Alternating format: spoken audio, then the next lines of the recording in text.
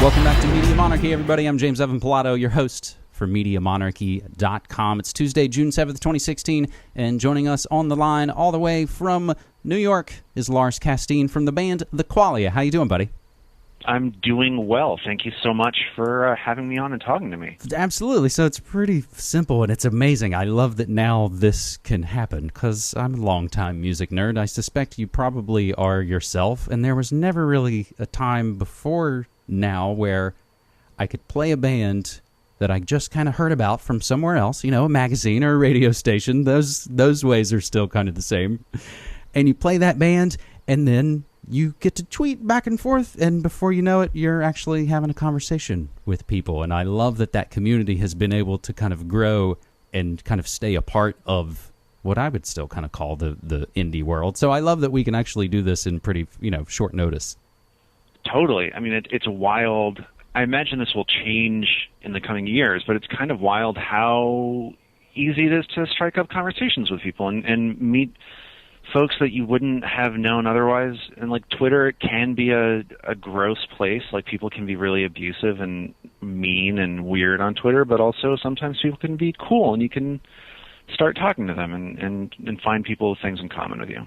I've had a lot of success of just, trying to reach out to people who are also kind of engaged, and you'll find people who respond, and, things that are probably kind of meant to be end up happening pretty quickly. So I got a song from your band via Magnet Magazine, and they do a daily kind of song of the day. And that's something that I do in my daily news shows and my daily music shows, is kind of take a survey of a lot of those radio stations around the country, or magazines even, that do kind of a song of the day promotional song for a new track from a new band, right, or at least a new track. And the Qualia, and It Was Out for Blood was the song, and dug it and played it, and now we're talking about it. So the song is actually the first teaser from the upcoming record Cotillion Knives. It's coming out this August, and you guys are in New York. So we kind of talked a little bit before we started rolling here just about sort of the different nature, I guess, of 2016. We talked about, doing media and sort of doing things yourself. The simplest way, I guess, what makes you, push to still just be a rock and roll band in 2016? I don't know, honestly, at this point. Foolishness. Foolishness. It's, I think, the bluntest answer to that question is that, it takes a ton, honestly. It takes a lot of just me personally, with my personality, a lot of, foot dragging. This record and this song is something that, I'm super excited about, that I think I really believe in, and I'm really excited about putting it out there and to let people react to it and hope that people enjoy it, and to hope that some sort of positive thing comes out of taking that chance of trying to do that rock band thing. But I've been sitting on this song in particular for a really long time, because the work that it takes to put stuff out as a rock band these days is a lot, and the idea of what you can get out of it is smaller and smaller by the day. I feel like when I first started releasing music with this band, in 2007 was when our first record came out. We were working with a record label that was primarily called WT2 Records, that was kind of an outgrowth of the original Wax Trax record label in Chicago, sort of an old, not in a bad way, but an early industrial label working in Chicago. Uh-huh. And was it sort of was it a financial thing that they have to roll it out to sort of be a separate entity? I forget.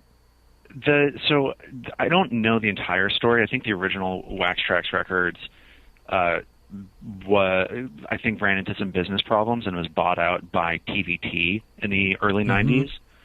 And so this label was started by this guy, Bart Pfannenstiel, who was one of the original people working at Wax Trax, and he started his own label, WT2, that was working in the spirit of the original Wax Trax. So the music that they release is like really focused on a lot of the more sort of like cyber goth or EBM or like electro industrial sort of very scene driven dark music, which is stuff that I grew up listening to and I really loved, but it doesn't hold a lot of similarity to the music that we've been doing lately with this band, with the Qualia. So when I started doing it in 2007, like it was sort of in the aftermath of everybody's torrenting everything, all music is being pirated forever. And it's been crazy being in a rock band over the last 8 years, looking at how quickly, how much the lay of the land that I thought existed when I first started doing stuff, which really wasn't that long ago. Mm-hmm. It's just totally unrecognizable to the kind of present, music streaming services, YouTube licensing sort of world that makes up like the business of music now. So at a certain point, I just kind of figured out that the business of music is not set up in any way to benefit somebody like us. So we were just going to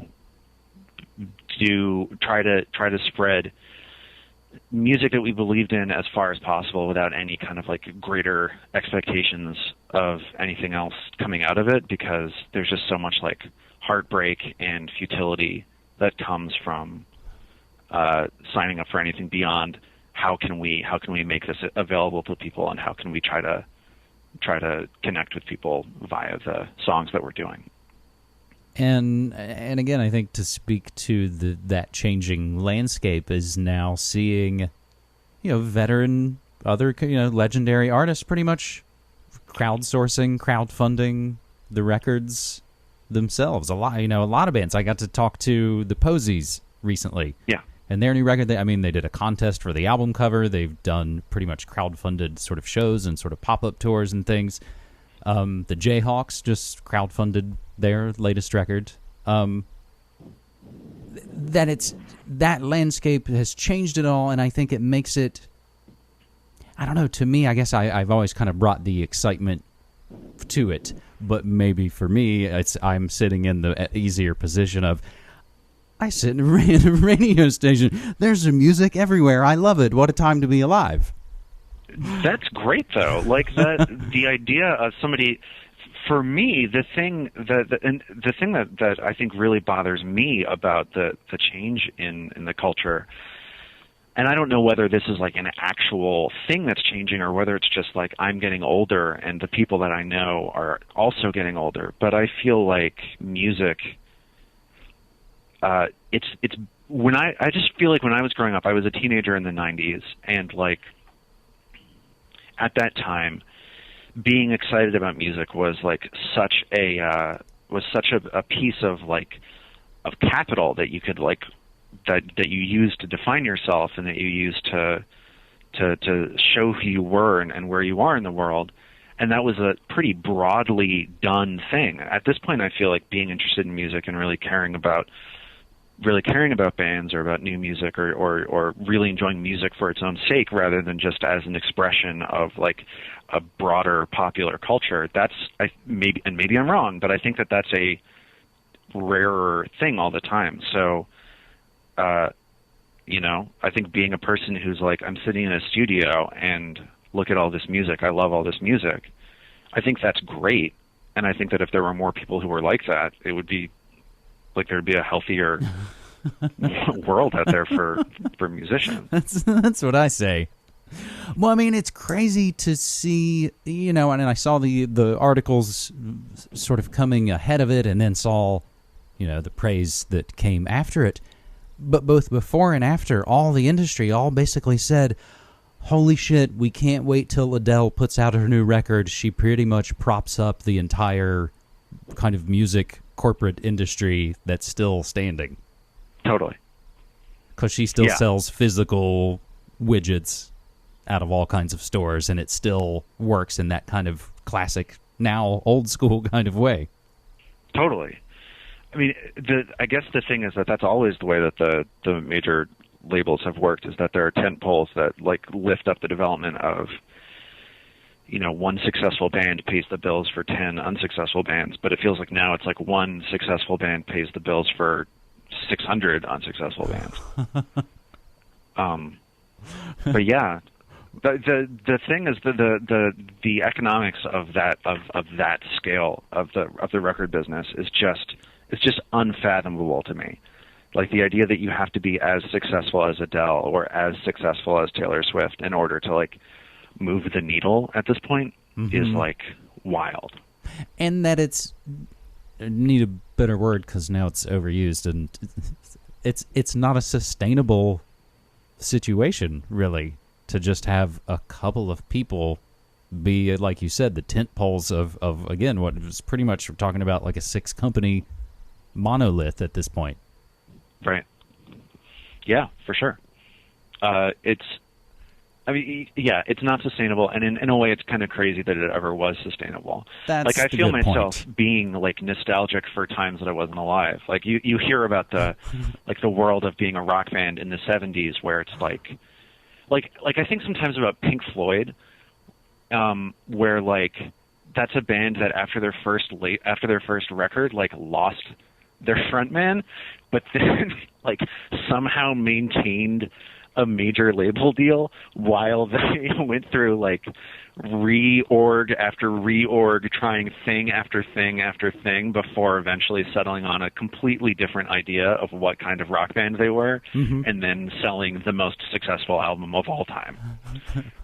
Like that's like a story that today, like, and I don't think people even talk about the Pink Floyd story as though it's like that outlandish that they put out like, you know, 5 unsuccessful records without their frontman.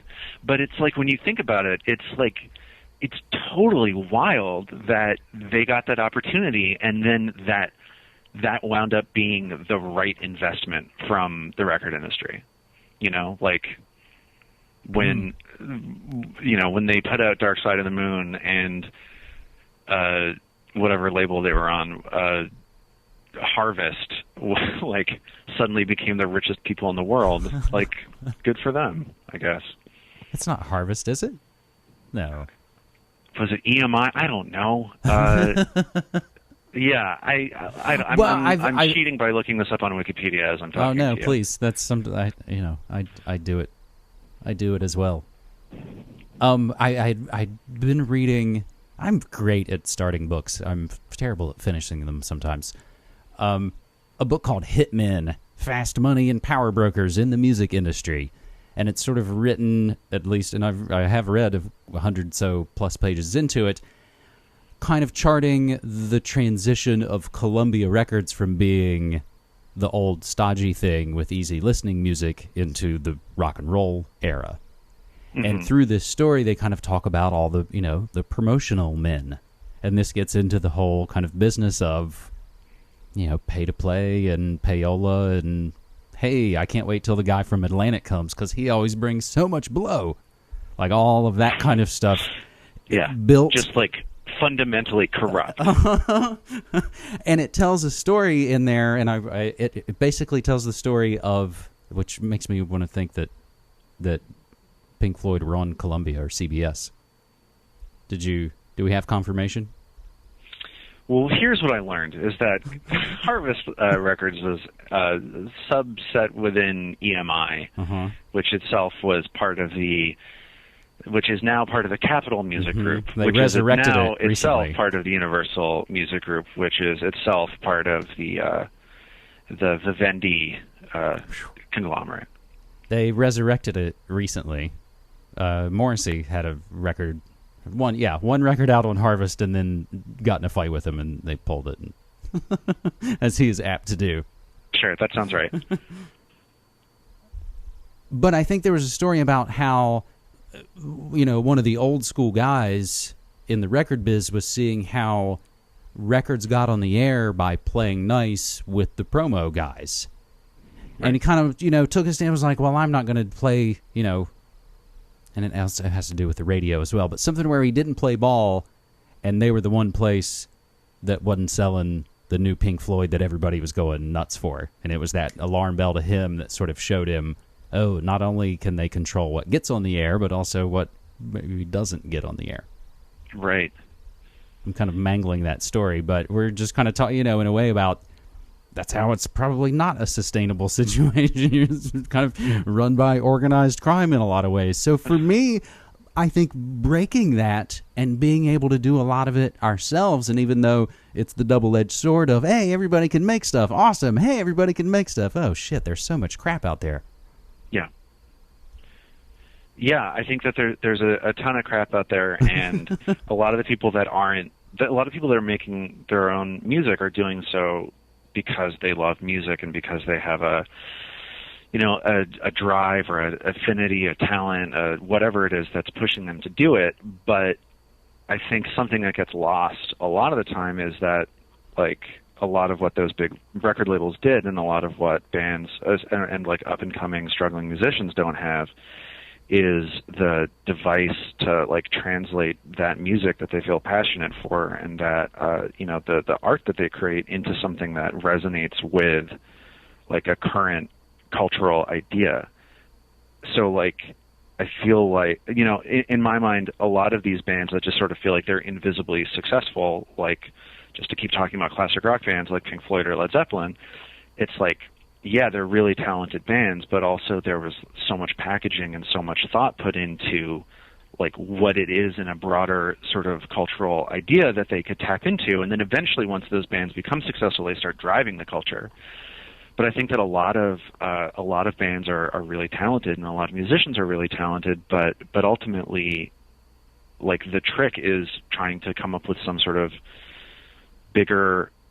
something bigger than the band or something bigger than the music that music actually connects to. And I think without that music, even if it is, like, great on its own terms, sort of sadly becomes, just part of that noise. I always loved Aerosmith. They were a band I loved to hate to love and liked them as a kid. And then, of course, you put them aside as you start to get into way more music. But in hindsight, looking back and going, oh, they probably, like a lot of bands, reached some point, and again, we're talking about the ginormous bands, where, they had to have a sit-down meeting and say, are we going to keep this business going? Because if we are, there's going to be a lot more outside songwriters. Because, there was that point, it's that point between when Joe Perry left and they do, some bad records without him, and then they claim they're all clean and sober, but they're not really, and then they do Permanent Vacation, and it's the outside songwriters, and it becomes kind of a part of what you're talking about, that thing that taps into culture that resonates for people, whether it's invented or organic or some mix of the two, and they sort of cross into that of becoming a business, and they cease to be anything of that feels like a band. It just feels like, oh, it's a product.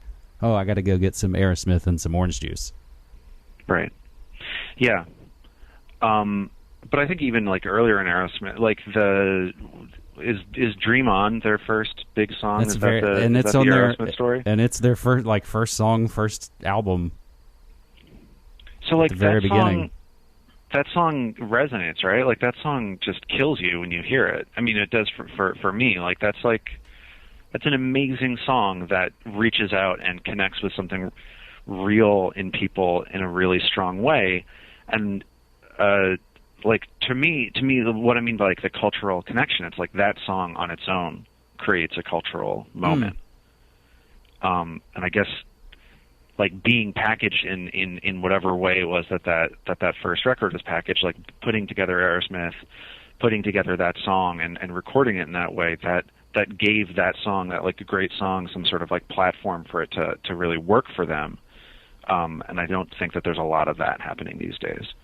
Luckily, there's also not a lot of the second thing that you're talking about with, like, Aerosmith, like, turning into Aerosmith Incorporated.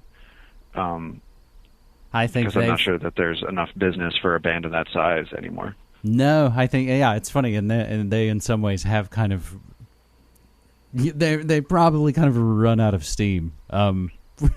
We're talking to Lars Casteen of the band The Qualia about Aerosmith and culture at large. Some of your promo photos and on your tweets and stuff, and again, we'll include show notes so people can follow. And actually, do you mind? Can we play Out for Blood? Can we play the track at the end of this interview? Yeah, totally. Okay, sweet. So we'll include some music as well. In some of your photos, are you guys in a where are you? A record nerd wants to know. Are you in like a old library or there's lots of records?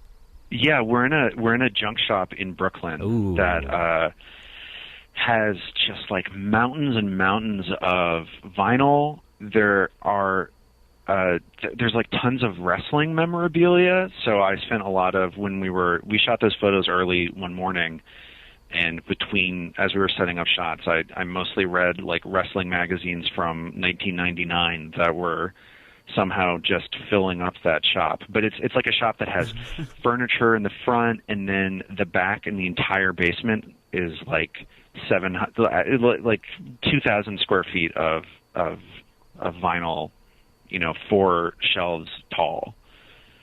It's like the kind of older, like the idea of it's the romantic New York sort of, you dig in the vinyl forever and then you find the gem hidden within this like endless library of vinyl. Digging. But it's in Greenpoint in Brooklyn. It's called The Place, I believe. Oh, okay.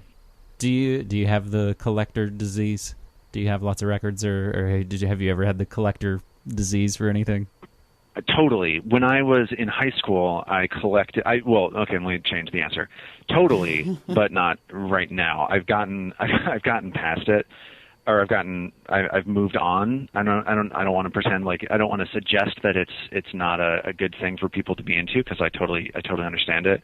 When I was in high school and I was super into like really small press, like weird electronic music, that was like I collected everything I could from, like, I would just find labels that I liked and I would buy every single release that they had, and that was basically all that I did with any money that I was able to make, was fill up. Like I worked a catering job back then, so I had one of those industrial plastic dish racks that they use to load into like a huge dishwasher. Uh-huh. And I grabbed that and I just turned that into my like roving CD platform that I had in the trunk of my car. And I used to host like a radio show, like an overnight radio show talking about like industrial music and older, like 70s electronic music. And that was definitely a thing that I was into and that I collected. But then here's the secret: if you ever want to break your habit as a collector, if you ever decide that you've had enough, move to New York and live in a 400 square foot apartment, and there you go. You're done. You're done collecting things now. Objects are all terrible. I was gonna say, sometimes life makes the choice for you that you are done collecting things. And I don't know if you've heard, but Portland's becoming quite the popular locale as well, with rents going insane and landlords dumping people out just so they could Airbnb their place. Yeah, it's just it's one wave, and it just depends on when that wave hits you. Same thing. I worked restaurants growing up in high school, and would take that money and go to the mall that weekend and buy tapes or CDs because of the stuff I saw in 120 minutes. That was pretty much my, main lifeline to cool music that was going on. That, and if ever I, could get magazines and stuff. But then in that night, there you could do mail order, and that was that entryway in. Plus, I did Columbia House and be like any sort of way I could get my hands on something. Now, a lot of that stuff, all in crates, all in my parents' basement back on the East Coast. But in the last decade, kind of rekindled the vinyl love. And so that collection is kind of growing behind me. Yeah, I have the vinyl thing, but with like very tight constraints. Like I essentially have 3 milk crates. So, and they're full of vinyl. So anytime I want to buy a record, I have to shuffle some old record out of the apartment. So it's a very concise collection of things that I absolutely have to like in order for it to stick around. Well, I was going to ask you. You said earlier something about unpopular bands. What unpopular or popular bands are you into? I always kind of like to ask whenever I'm talking to people if there's something new that they're kind of buzzing about. And that's, again, I think what's fun about another thing fun about all of this is the energy that bounces one off of the other and the excitement kind of shares. Totally. At this point, I think that I'm disconnected. Like, I'm not going to blow your mind with any like amazing like finds or anything like that. I really like the new Car Seat Headrest record. There's something about the way that guy combines like one, I like the way his records sound, but there's something about the way that guy combines like self-effacing lyrics with like real, I think, known emotional pain that resonates strongly for me. Like, I think, like I get really tired a lot of the time of bands that are just like dark and sad all the time, and the way that he in his songs combines like confessional ideas with something a little more self-mocking, I really like. I think he's up in Washington. I think he's my neighbor to the north, I believe. Oh, really? I believe so. Because I've played, I think, when he was kind of teasing a track from something coming up, I remember hearing, and I think probably they're saying his new record will be one of the best of the year, as the lists are already the halfway through the year lists are already coming out.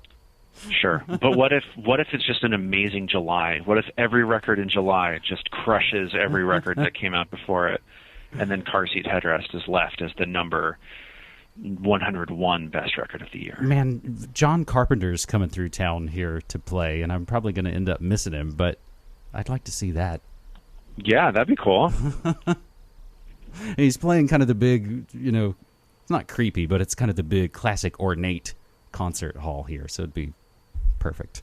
But that sounds phenomenal. So, and that's kind of the funny mix between, because you've kind of talked about a lot of dark, kind of the industrial and indie electronic and stuff. But then the flip side of when it's time to make music yourself in some ways, and I think I was listening to this track and playing it for Cassie the other day. I said, I hear Little Dismemberment Plan. Do you know that band?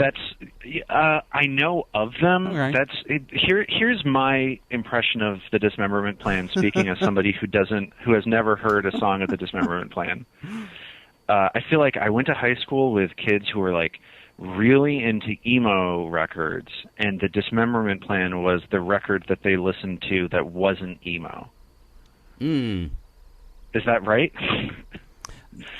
That I think I can see, because they were of that scene, but were musically a lot more different, a lot different, yeah. A lot sort of.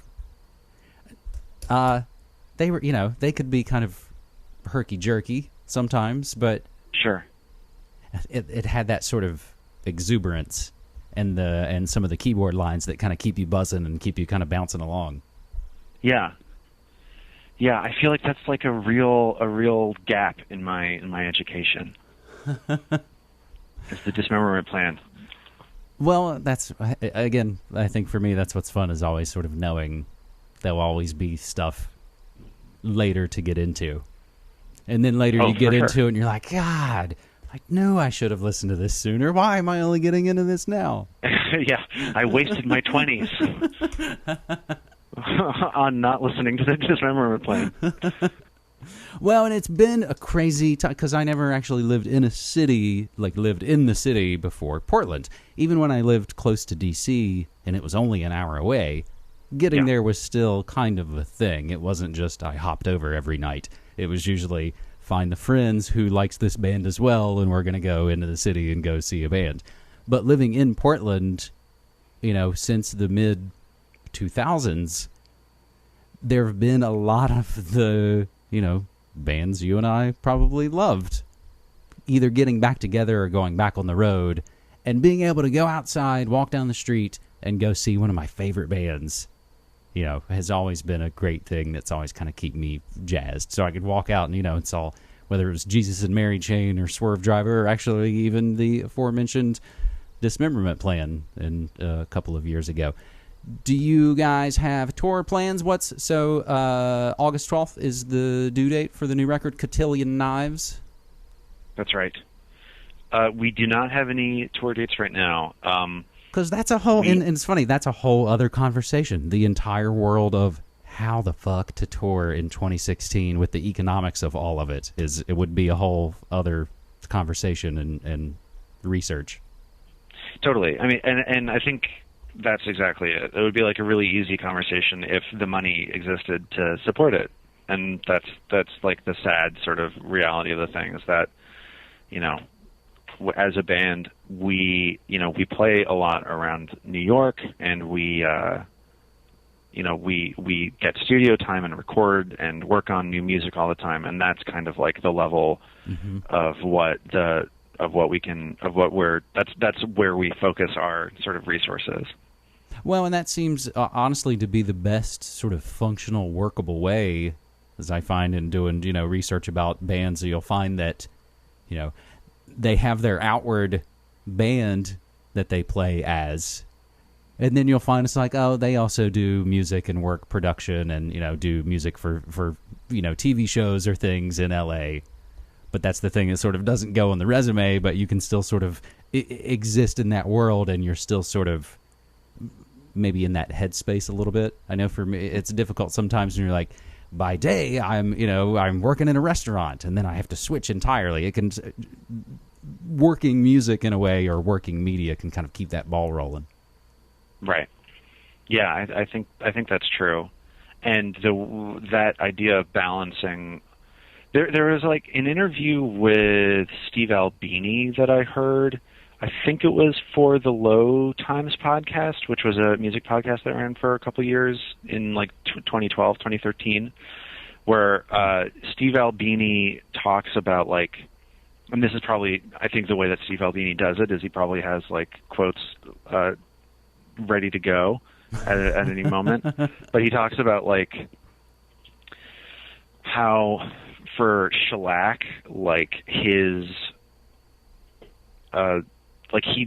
the way that he thinks about Shellac is that that's like the thing that he does in his life that he works to support, and he sees like he feels pretty strongly that like the idea of balancing a life around music and around trying to listen to or play or whatever it is that you're doing within music is like that's the thing that you do that's important, and that's the thing that you do that's noble. And there's something about caring so much about something that you don't need to make money with it, caring so much about something that it's like that's what you support with the rest of your lifestyle. So that's definitely something that I think about a lot, that I think is kind of like just the reality of what it means to be a creative person in this sort of like busy, sort of noisy world, that it takes like a ton of support and a ton of effort and a ton of risks in order to try to build those communities and build that sort of interest and passion for what you care about with other people. Hey, that's it. I mean, honestly, that was the thing for me. I felt like I couldn't, life is short, and why not devote it to the thing that brings you the most joy by trying to bring other people joy? So I think being able to kind of look at, hopefully, kind of the bright side of a lot of that stuff. And I kind of, again, to go back to, we could have never have connected up like this 10, 15 years ago. And that ability to kind of connect, I know, doesn't pay one's rent, but it's a, hopefully still kind of a way forward. And we're still probably living in the middle of so many changes, and it is still so kind of difficult in a lot of ways because not a lot of things have sort of settled. And then they start to settle, and then they're going to get thrown up in the air again. Yeah. I mean, I feel like at least at this point, everybody is enough of a grown-up to know that this isn't the end point of all of this stuff. Like, I feel like being a teenager in the 90s, it's like the vision for the future that I had speaking about music generally, is like, you imagine that the 90s thing is just going to keep happening forever. And I have to imagine that teenagers these days don't believe that the thing that's happening now, like they know that change is that's like the way of life. That's the constant. I hopefully will kind of try to maintain the positivity moving forward. I always even kind of think of, our band could be your life as that sort of ideal. That the idea that, again, sort of the big 70s rock gods that we've kind of mentioned were that unattainable, unsustainable kind of thing, all the while trying to connect up in a lot more community-based DIY kind of way, because you realize, I'm never going to be a million-selling rock star, but I can make a more community and something that can actually work for me and not have to sacrifice too many things. I love trying to find those parallels in lots of different ways that people are sort of working in their lives in 2016. Yeah. Yeah. It's like, I don't have any friends with enough cocaine to pay off all of the radio stations around the country, so I guess I'll have to accept just being like genuine and trying to connect to people on a real level instead. That's it. And again, I think that was the thing I could see being at the commercial radio station, that, commercial culture needs authentic things to kind of keep it going. And I sort of saw, oh, wait, you guys just want to be the internet. I was already the internet. I'm going to go back to just being the internet and doing my own sort of authentic thing. And you can tell that authenticity, I think, even within all of the noise and all of the junk and all of the, mess and obscenity and hatred and things going on in all those kind of ways. You can see authenticity usually pretty quickly, and it's nice to, to be able to kind of connect up with people that way. So we're going to go out with Out for Blood by the band The Qualia. I appreciate Lars Casteen for spending time with us here on Media Monarchy. Any last closing words, thoughts, warnings? No, I don't think so. I feel like we covered the nature of what it means to be a person who cares about things in the world. So I feel like there's not much more to comment on other than that. Awesome. All right, Lars Casteen from The Qualia, thanks so much for joining us on Media Monarchy. Thank you.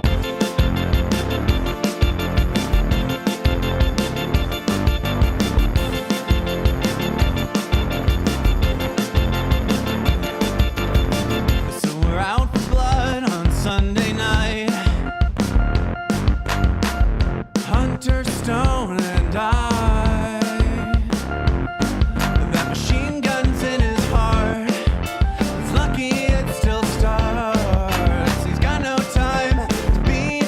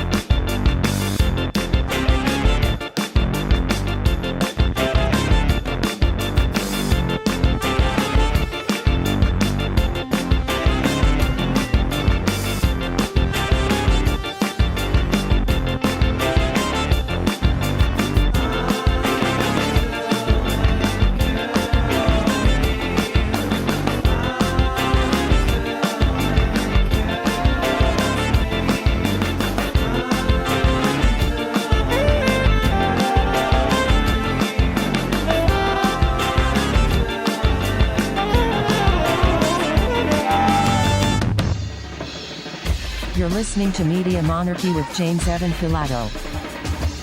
Since 2005, Media Monarchy has covered the real news about politics, health, technology and the occult, all remixed with music and media that matters. Go to MediaMonarchy.com/support and become a monthly subscriber so you can help keep independent, non-commercial, alternative media going and growing. Thanks.